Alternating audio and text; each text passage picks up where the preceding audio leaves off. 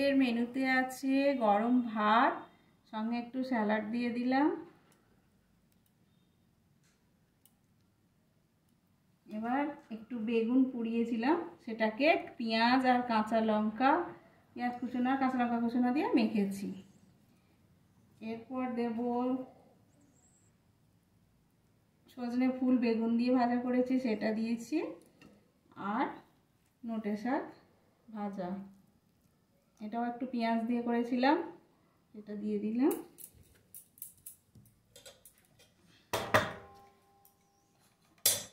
এরপর দেবো বেগুন দিয়ে মাছের ঝাল, একটু আদা রসুন সব কিছু দিয়ে বানিয়েছি এটা।